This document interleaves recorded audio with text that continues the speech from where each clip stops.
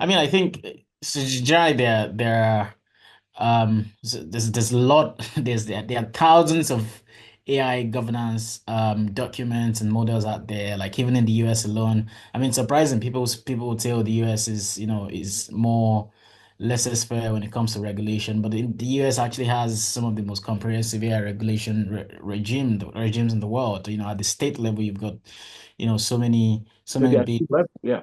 Yeah, so yeah, there are thousands of them, but the truth is, I think there are general principles we all sort of kind of all subscribe to how AI should be responsible. I mean, building responsible systems, ethical systems, safe systems, and there are obviously a couple of checklists within that. I can't think of any on top of my head, but I know the Global Data Compact is one. When in 2018, I think 2019, the UN did set up an high level panel on on AI. Some of these initiatives have actually put forward solid proposition. The UNESCO recommendation on the ethics of AI is also a big one, which Mhm. actually I think it's probably the most comprehensive multi-state not to say multi-state, multi-stakeholder agreement so far, which a lot of countries have actually signed up to.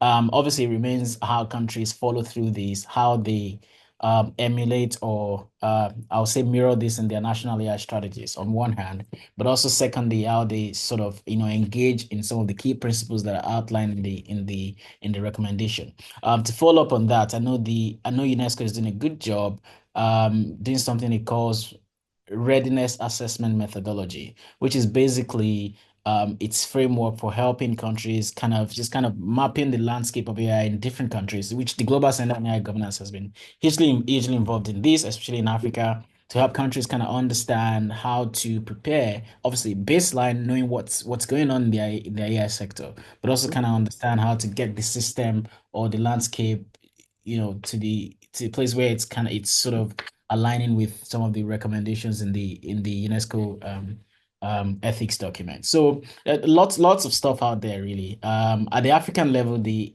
African Union Continental Strategy, which we have also supported at the Global Center on AI Governance and the African Observatory, has some really good blueprint to think about AI, especially in terms of risks that are peculiar to the African continent. Obviously, this is not a hard law nor a regulations. It's a strategy document.